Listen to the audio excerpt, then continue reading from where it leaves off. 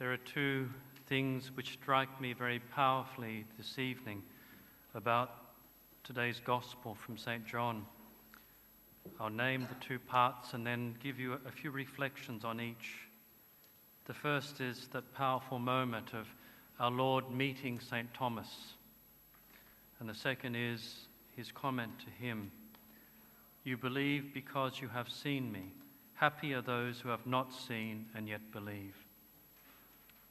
The remarkable event which we celebrate here is a twofold event. The first is that in the evening of the same day, the first day of the week, Jesus came and appeared to the apostles gathered in the room. Thomas, called the twin, the one whom we now take his name to coin a phrase, the doubting Thomas, was not present. Jesus must have known that Thomas wasn't going to be there. It's hard to imagine that it was coincidental that Thomas wasn't there when the Lord appeared, because so much which has happened in these days has been so given and formed by God, so part of God's providential plan, that Thomas's not being there, I believe, is both for Thomas and for us. Jesus comes, Thomas is not there. And so we know what Thomas says. Thomas speaks according to the man he is. "I won't believe you unless I can see the holes that the nails have made, put my finger into the holes, and put my hand into the side." It's a powerful statement. It's a statement which we hear so often today. We live in a world which believes simply in what it can see and touch. We live in a world which believes in what it can own and do.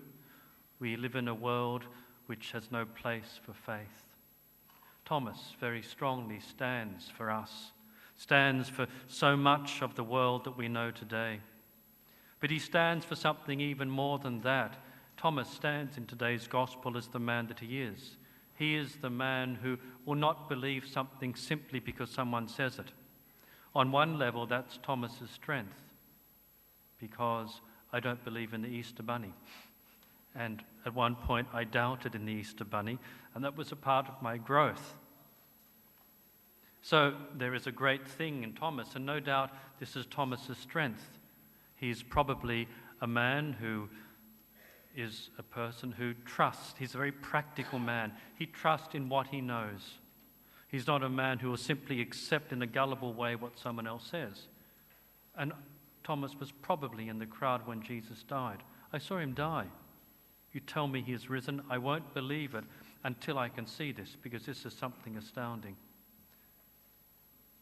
Jesus appears the next time, a week later, 8 days later, today, Sunday, comes in, and Thomas is there. And the first thing Jesus does, is go to Thomas. He spoke to Thomas. He says, "Peace be with you." But immediately after that, he goes to Thomas and meets Thomas in Thomas's doubt. An extraordinary moment. Jesus doesn't berate Thomas and say, "Why did you not believe? I told you so many times on the road to Jerusalem that I must rise. Why didn't you believe Peter? Why didn't you believe John? Why didn't you believe Mary of Magdala?" But Jesus doesn't do this. Jesus comes to Thomas the way Thomas is and meets Thomas in the man that Thomas is, in his weakness and in his strength. I think this is something quite wonderful about Jesus Christ, because Jesus meets me in the man that I am, in my weakness and in my strength. And in the great truth about the spiritual life, my weakness is generally found where my human strength is, because God's ways are different to man's ways. And man's ways, as we find when Peter, in chapter 8 of Mark, chapter 16 of Matthew, when Peter rebukes Jesus and says, "Lord, this must not happen to you. You must not go to Jerusalem and die." Jesus' comment on both instances, "But your ways are man's ways." Yes, what you are thinking is correct humanly. Jesus is not denying the strength of the human position. But if you will be my follower, you must follow me in spirit as well. And we are called to a spiritual life in which we are called to follow in a way which is different. And so often, my human strength is a place of my spiritual weakness. Pride is a good example. We can be proud about many things, and very often the reason for pride is well grounded humanly. Imagine if Bobby Fischer walked around saying, "I'm the worst chess player in the world." It would be quite bizarre, and he has reason to be proud of his chess prowess. And yet that pride in the gift of God will spiritually be what will bring him down. I'm not talking about him, I've never met him, I'm just giving you an example. So Thomas stands there in today's gospel as a person of great ability, and yet it is that ability which is something now which will be his undoing in the following of Christ. But notice what Christ does, and he does it for all of us. In the place of my undoing, in the place of my sinfulness, in the place of my weakness, indeed in the place of the experience of my own personal cross, Jesus walks into the room. He comes and says, "Come, let me meet you in your weakness, because this is who I am. I died on the cross for your weakness, and in my resurrection I will meet you in your weakness." Our Holy Mother, as we call her, St. Teresa of Avila, who's the foundress of my Reformed order, Teresa of Jesus, says in The Way of Perfection, one of the extraordinary books of the spiritual life, she says to her sisters, "You know, sister," she says,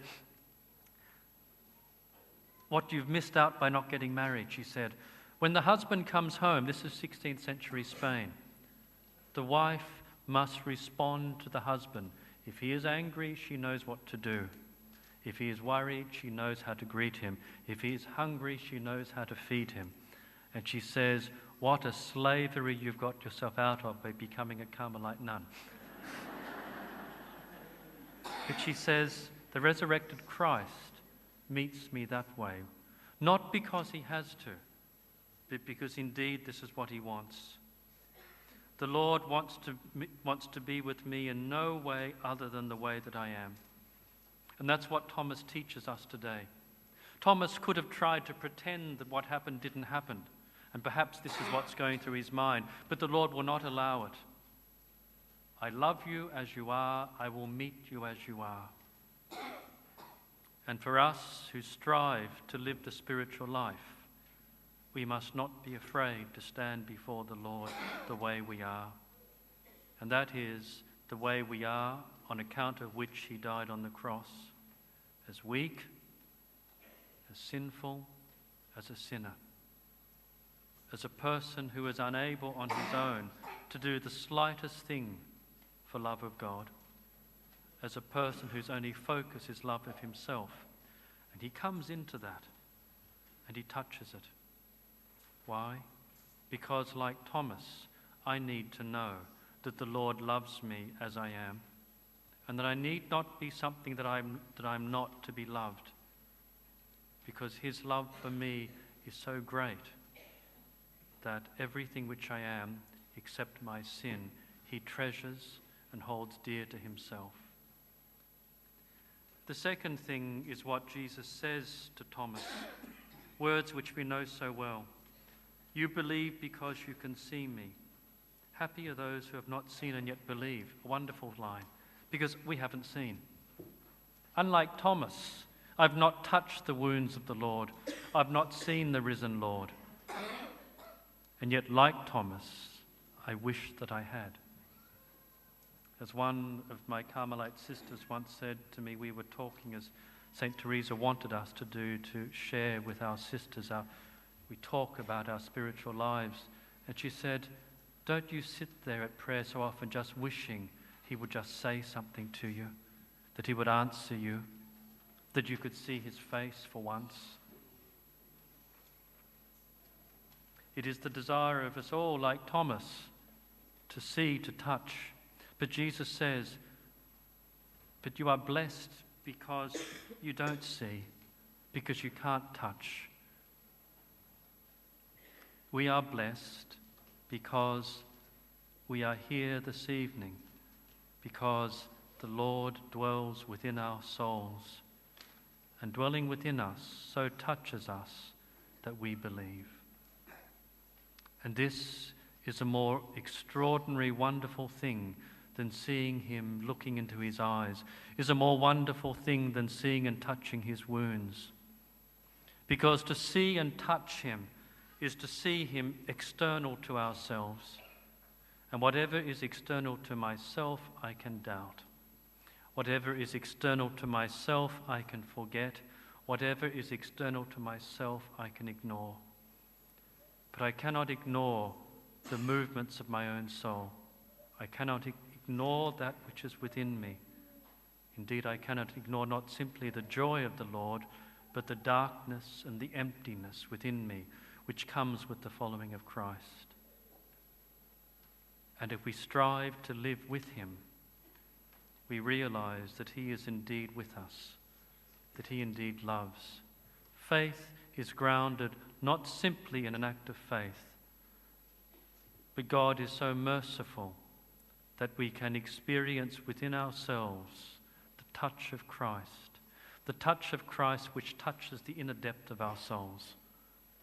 And this is why Jesus says, happy are those who have not seen and yet believe, because these, unlike Thomas and unlike Mary, to whom Jesus says, noli me tangere, do not touch me, because I have not yet ascended to your Father and my Father. Whatever I can have through my senses is nothing compared to that which I can know within myself. Because that which I know within myself is that which I know within myself from the place where God dwells within me. And this is faith. This is the gift of the resurrected Christ. This is the touch of the love of Christ. So let us rejoice today that the Lord meets us where we are, loves us as we are, and let us not be ashamed of who we are. My own novice master once told me, as I shared so much with him about my own struggle to be a Carmelite, he said to me, you will not change. I can assure you all of that. I hear confessions of the people who come to me again and again and again, and they confess the same sins. You will not change, but you will change, because you will know the Lord will meet you where you are, and you will know indeed that he loves you, not for what you can be, but for who you are. And in knowing this love, you will know that this love is something not given to you from outside, but it is a love which, like the living waters which he writes about, as he speaks to the woman at the well, chapter 4 of John's Gospel, it will well up within you, even in the slightest degree. And that knowledge is more wonderful than seeing him 100 times, because that knowledge makes us who we are. That knowledge, that experience constitutes us. And even in the darkest of darknesses, even in the heaviest of crosses, that makes it possible for us to walk in that darkness, in that lack of experience.